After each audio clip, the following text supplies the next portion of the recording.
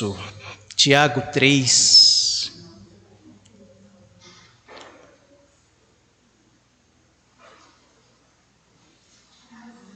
Tiago capítulo 3. Nós iremos passar por todos os versículos, do verso 1 até o verso 12 de Tiago 3. Mas nós vamos ler apenas o verso 10 agora, tá bom? Para introduzir o assunto que iremos tratar nessa noite. Fique em pé comigo. Tiago capítulo 3, verso 10, nos diz assim, todos já encontraram?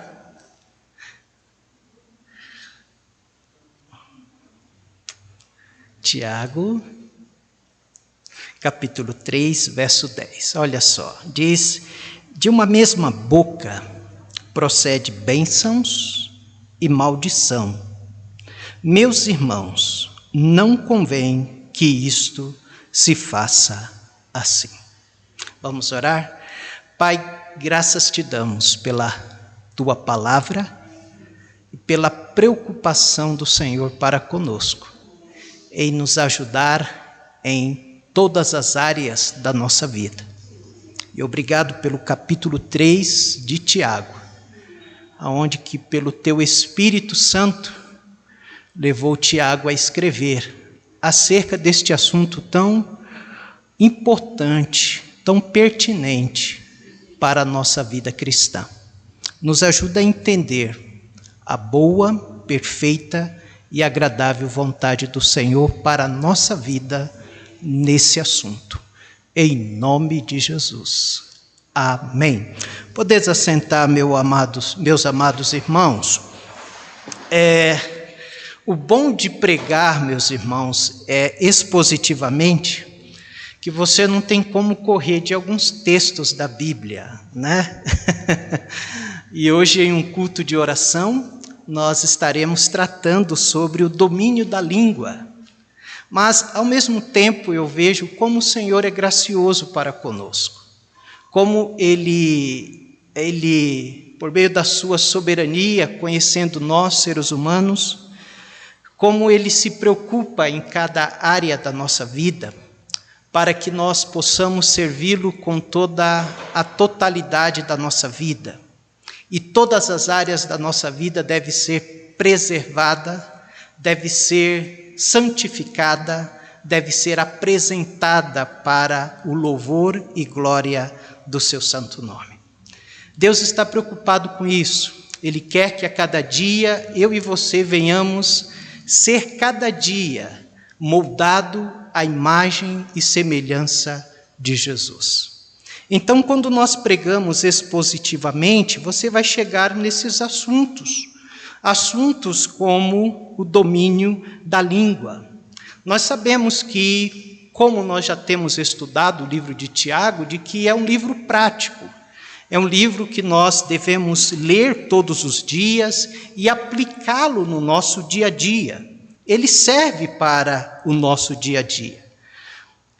A partir do capítulo 3, Tiago está começando a tratar de um outro assunto. Ele dividiu o seu livro em alguns assuntos. O primeiro assunto que nós vimos no livro de Tiago foi como sobreviver às provações e às tentações. Ele tratou isso no capítulo 1. Mas também vimos de que Tiago tratou acerca da verdadeira religião, a religião pura e imaculada para com Deus. E nós falamos algumas quartas-feiras o que significa, o que está por trás desta verdadeira religião. Agora, caminhando para o final da sua carta, Tiago começa a tratar sobre a necessidade da sabedoria. Como nós precisamos ser sábios. É interessante que ele começou com sabedoria também, lembra? Tiago 1,5, se eu não me engano, se alguns de vós têm falta de sabedoria, peça a Deus. Mas aqui no capítulo 3 também ele está mostrando para nós o quanto nós somos carentes de sabedoria. E ele vai dividir o capítulo 3 em dois assuntos. Primeiramente, sabedoria para o domínio da língua. E ele vai falar no final do capítulo 3 sobre a sabedoria que vem do alto. Mas a pergunta que deve vir no nosso coração, por que Tiago vai tratar sobre este assunto? Porque Deus inspira Tiago, o Espírito Santo de Deus inspira este homem para escrever quase um capítulo sobre este assunto da língua. Possivelmente, certamente, que aqueles irmãos que ele escreveu, aqueles irmãos, eles não estavam sendo sábios no usar da sua língua. E eles estavam passando por provações, lembra? Tiago escreve para pessoas, para irmãos que estão passando por lutas. E em todos os momentos da nossa vida, nós precisamos de sabedoria com a nossa língua. Ainda mais quando passamos por provações. Então, ele, para tratar deste assunto, ele vai enumerar 4 figuras importantes para tratar desse assunto. E nós vamos ver hoje à noite, bem rapidinho, estas 4 figuras que Tiago usa para nos ensinar a usarmos a nossa fala, a nossa língua, de uma forma que venha honrar e glorificar ao Senhor. E este assunto, e todo o assunto da Bíblia, não é só para os adultos. Hoje, graças a Deus, nós temos crianças e adolescentes aqui conosco, e jovens, é para todos nós. Ele vai dizer que todos nós tropeçamos em palavras.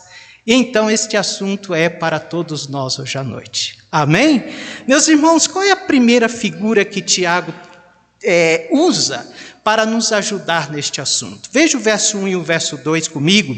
Meus irmãos, muito de vós não sejam mestres, sabendo que receberemos mais duro juízo, porque todos tropeçamos em muitas coisas. Se alguém não tropeça em palavra, o tal é perfeito e poderoso para também refrear todo o corpo. Qual a primeira figura que ele usa? A figura do mestre.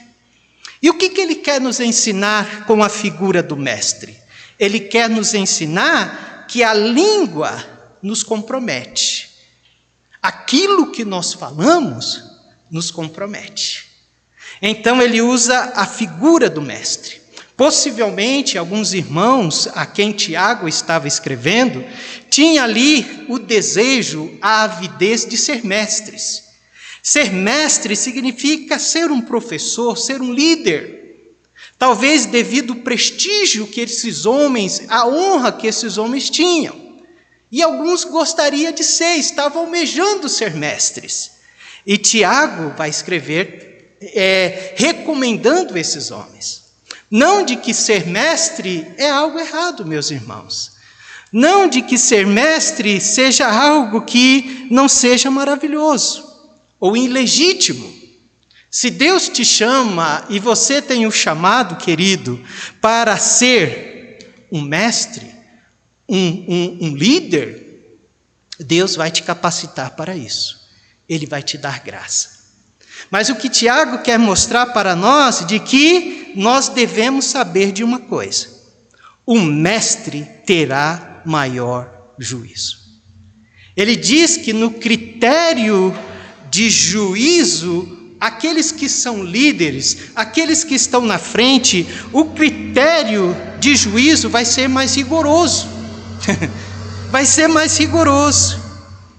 Quanto mais conhecimento e experiência, mais responsável nós nos tornamos diante de Deus. Quanto mais conhecimento e experiência, mais responsável nos tornamos diante dos homens. A responsabilidade é de acordo com a medida da oportunidade. Quanto mais oportunidade, mais responsabilidade. É isso que Tiago está falando. E ele vai dizer que todos nós tropeçamos em muitas coisas, e principalmente em palavras. E a palavra dita, sem pensar, ela nos compromete. E nos compromete diante de Deus, e diante dos homens. Porque a palavra falada sem pensar é como uma seta lançada. Depois que lança, e aí? Não tem como mais, né, irmão José Maria? Uma vez que você lança uma flecha, é como uma palavra falada, mal falada. Ela não retorna mais.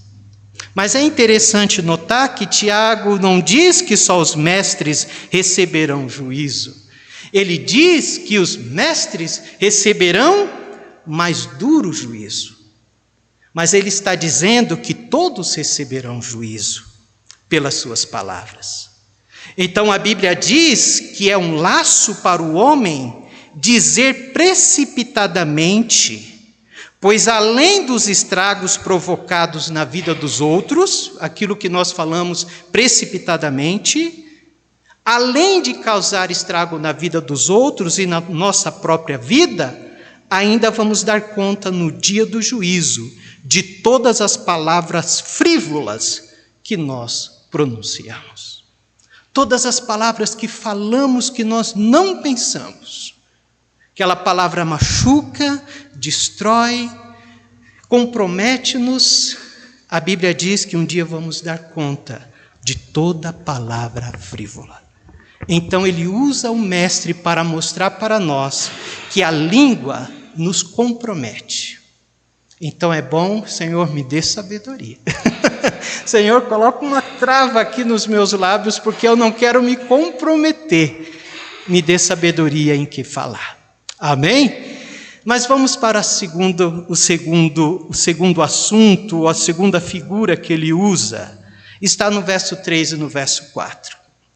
Verso 3 ele diz: ora, nós pomos freios na boca dos cavalos, para que nos obedeçam, e conseguimos dirigir todo o seu corpo.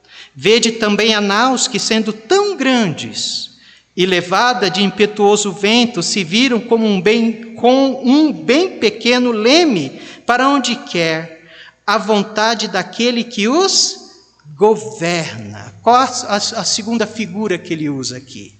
Ele usa duas figuras. Ele está usando a figura dos freios e a figura do leme, né? E o que Tiago quer nos ensinar quando ele usa a figura do freio e dos lemes? É que a língua, ela tem o poder de dirigir. A língua, ela tem o poder de dirigir. Nós podemos conduzir uma pessoa, nós podemos conduzir não somente uma pessoa, mas nós podemos conduzir uma multidão, tanto para o bem, tanto quanto para o mal, de acordo com aquilo que você fala. E eu trago para os irmãos dois exemplos. O primeiro exemplo de conduzir as pessoas para o bem é um pastor batista que viveu na década de 60, de 1960. O nome desse pastor é Martin Luther King. Martin Luther King era um pastor moreno, pastor negro. Esse homem, nessa década de 60, ele lutou pela igualdade dos direitos dos negros civis, direitos civis entre negros e brancos nos Estados Unidos. E Martin Luther King, um dia, ele fez um discurso, Vitor, ou Henrique, olhei para o Henrique e pensei no Vitor. Ele fez um discurso, e esse discurso tinha como título, Eu Tenho um Sonho. E ele disse, eu tenho um sonho em que um dia, meu país, os meus filhos serão julgados não pela cor da sua pele, mas pela dignidade do seu caráter. E ele foi dizendo, eu tenho um sonho, eu tenho um sonho, eu tenho um sonho. Esse discurso ficou conhecido como Eu Tenho um Sonho. E em 1964, Martin Luther King ganhou o Prêmio Nobel da Paz. E naquele mesmo ano, meus irmãos, que coisa linda, o governo americano sancionou a lei dos direitos civis favoráveis a minorias raciais nos Estados Unidos. Então veja como o discurso para o bem impulsionou uma multidão e um país para o bem. Mas eu trago para vocês agora um exemplo mau. Um homem chamado Adolf Hitler.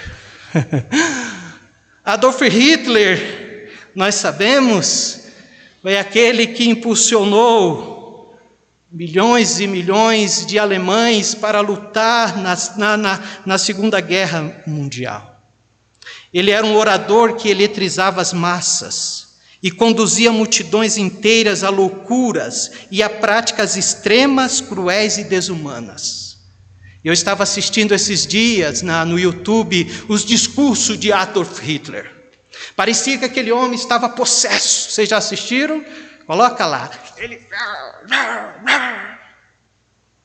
Aquele homem, meus amados irmãos, nas suas oratórias levou a Alemanha à guerra e ceifou a vida na Segunda Guerra Mundial. Nada mais, nada menos de 6 milhões de judeus.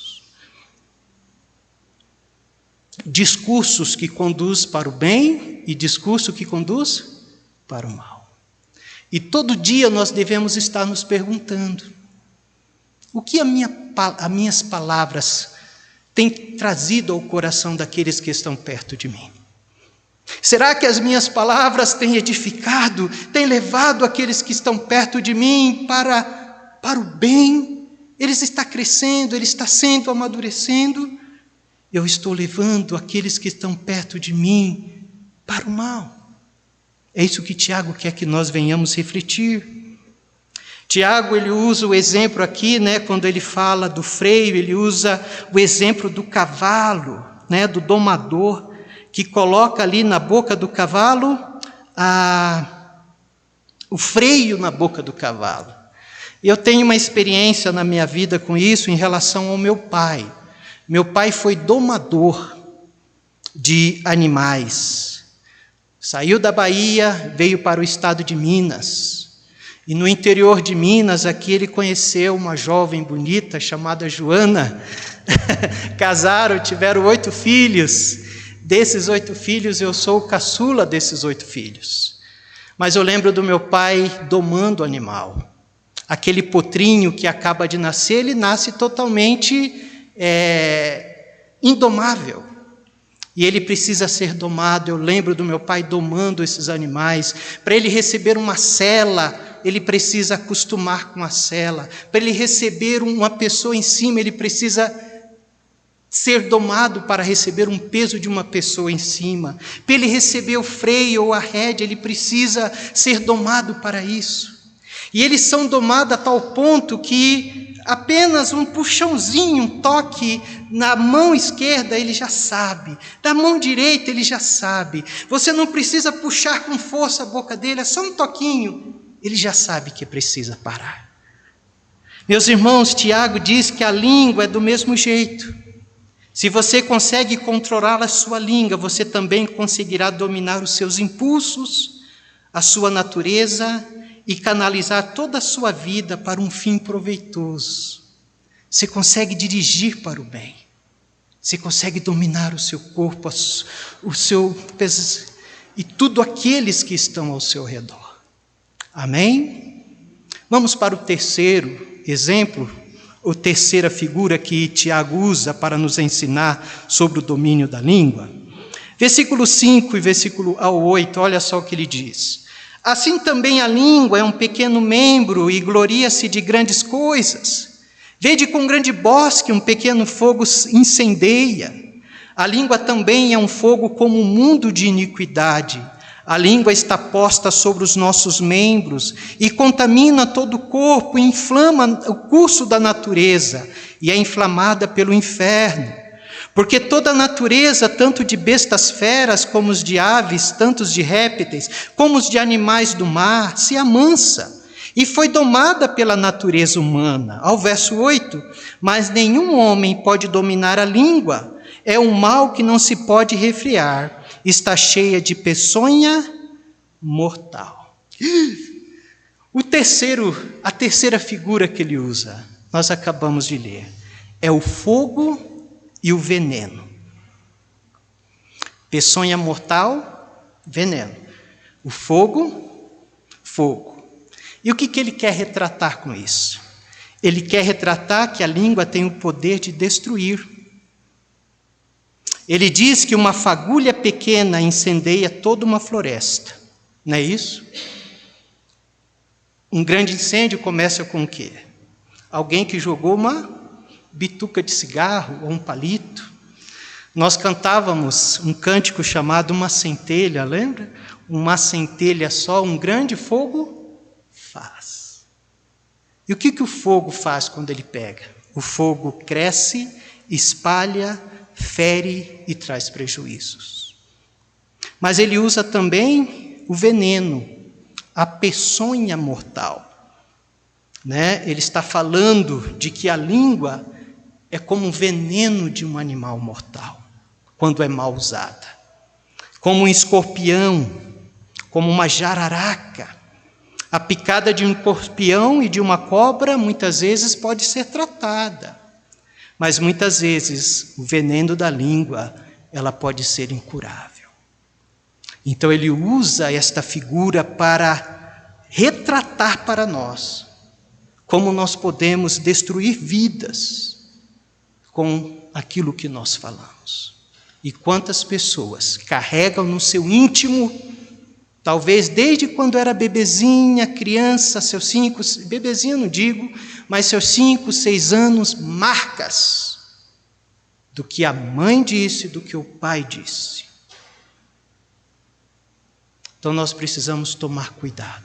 Amém, meus irmãos? Tiago quer nos ajudar com isso. E o último, meus irmãos, ele retrata uma última figura, está no verso 11 e o verso 12. Vejamos. Versículo 11, ele vai dizer, porventura, deita alguma fonte de um mesmo manancial, água doce e água amargosa? Meus irmãos, pode também a figueira produzir azeitonas, ou a videira figos? Assim tampouco pode uma fonte dar água salgada e doce. A quarta e última figura que Tiago fala, inspirado pelo Espírito de Deus para nos ensinar acerca disso, é sobre a fonte e a árvore. Fonte e árvore. Ele fala da fonte, Ele está falando das árvores e seus frutos aqui. O que ele quer nos ensinar? De que a língua ela tem o poder de nos dar deleite, nos dar prazer, nos dar vida. Por que eu digo isso, meus irmãos? Vamos pensar os leitores de Tiago, a quem Tiago escreveu. Ele escreveu a cristãos, obviamente, pessoas que viviam na Palestina. A Palestina, a região onde eles moravam, era o quê? Era uma região árida, era uma região seca, região de frio à noite, de calor à noite intenso. Imagine falar para essas pessoas a respeito de fonte. Como uma fonte já é preciosa para nós que moramos aqui em um país de clima tropical. Imagine esses destinatários de Tiago. Tiago está dizendo acerca de uma fonte. O que significa uma fonte para estas pessoas? Fonte é um lugar onde os sedentos e os cansados chegam em contralento. Sim ou não? É verdade. Fonte quer dizer vida. Fonte quer dizer força. Fonte significa ânimo para continuar a viagem. Imagine aqueles viajantes, e eles chegam até uma fonte e encontram água, e eles bebem aquela água. Aquela água revigora a vida deles, para que eles possam prosseguir na sua caminhada. Lembra de um personagem, Agar? A Bíblia diz que quando Abraão mandou Agar embora, Abraão pega Ismael apenas com um cântaro de água. E Agar, logo a água termina. E Agar deixa Ismael ao longe, ela vai mais para longe, para ver Ismael morrer, porque não tinha água no deserto. Os irmãos estão lembrados? Mas de repente a Bíblia diz que Agar ora e o menino também ora. E Deus diz para Agar, Agar, eu ouvi a oração do menino, o choro do menino. E quando Agar olha o que tinha ao lado, me ajudem? Um poço, uma fonte. Quando Agar viu aquela fonte, trouxe esperança em Agar, na alma de Agar. Floresceu. E Agar começou a ver o futuro. Opa, a vida, há futuro. Tiago, quando ele retrata, meus irmãos, olha, escute bem isso. Quando ele retrata a nossa língua como uma fonte, ele quer dizer que a nossa boa palavra, ela traz alento ao cansado. Louvado seja Deus. A nossa boa palavra traz esperança em meio ao desespero. A nossa boa palavra, ela traz vida no portal daqueles que estão para a morte. Que bênção, amém? Que bênção você poder usar a sua língua como fonte de refrigério, para abençoar pessoas, para encorajar pessoas, para consolar pessoas. Uma palavra boa, ela sempre anima, sim ou não? Sempre restaura uma alma aflita, uma alma triste. A principal marca de um cristão maduro é ser parecido com Jesus. Esse é o nosso desafio. Esse é o desejo de Tiago, é o desejo de Deus. Que cada um de nós venhamos cada dia ser parecido com Jesus. E quando nós olhamos com Jesus, uma das principais características do nosso Salvador é que todas as pessoas que chegaram perto dele chegavam aflitas, mas saíam animadas. Chegavam tristes, mas saíam felizes. Chegavam doentes, mas saíam curadas. Porque Jesus, ele sempre tinha palavras boas. Esse é o desejo de Deus. Para que onde eu estiver, seja no meu trabalho, seja na sua escola, Henrique, crianças, flua dos lábios de vocês, que os lábios de vocês sejam como uma fonte de vida. E pessoas possam dizer, como é bom estar ao seu lado. Como é bom ter a sua amizade. Como é bom passar o dia com você. Como é bom sentar do seu lado. Porque as suas palavras são palavras de vida. São palavras que animam. São palavras que glorificam ao Senhor. Amém, meus irmãos? E o último, ele diz que as nossas palavras, ele fala sobre árvores. Árvores e os seus frutos. Né? Olha lá o versículo 12. Meus irmãos, pode também a figueira produzir azeitonas? Ou a videira figos? Assim tampouco pode uma fonte dar água salgada e doce.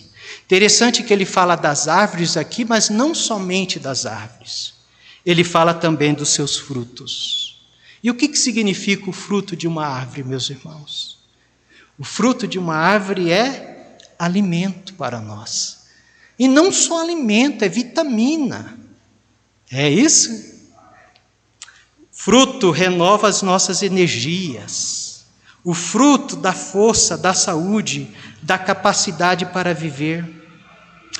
Ele está dizendo que nós podemos alimentar pessoas com as nossas palavras. Nós podemos, com uma boa palavra vinda do coração de Deus no nosso coração, nós podemos alimentar aquela alma que está sedenta, que está com sede, e com a sua palavra, dada na hora certa, você pode ser uma bênção para esta pessoa.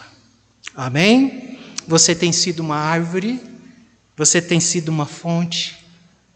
Na sua família, você tem abençoado com palavras, seus colegas de trabalho, na escola. Eric, tem abençoado. Que Deus nos abençoe, queridos. Que Deus nos ajude. Amém? Que Deus nos capacite para isso, para que possamos ser bênção aonde nós estivermos. Há um poder terapêutico nas palavras. Provavelmente você já viu coisas lindas acerca de pessoas que foram levantadas, curadas, refeitas, reanimadas por uma boa palavra. Pessoas que estavam tristes, abatidas, desanimadas, aflitas, sem sonhos nenhum. Mas uma palavra apropriada, oportuna, foi como um bálsamo no céu, no coração daquela pessoa. E até a sua fisionomia muda. Então, que Deus nos capacite para isso. Palavra de Deus em 1 Tessalonicenses 5:23, eu quero encerrar com este versículo, nos diz assim: e o mesmo Deus de paz vos santifique em tudo, e todo o vosso corpo, todo o vosso espírito e alma e corpo sejam plenamente conservados e irrepreensíveis para a vinda do nosso Senhor Jesus Cristo. Que Deus nos abençoe, que a cada dia possamos orar e dizer: Senhor, eu quero ser bênção. Amém? As minhas palavras, eu quero que seja de bênçãos na vida daqueles que me cercam. Me ajuda, Senhor, a ser como uma fonte e uma árvore frutífera para dar frutos e matar a sede daqueles que necessitam. Vamos falar com Deus? Pode falar com Deus comigo?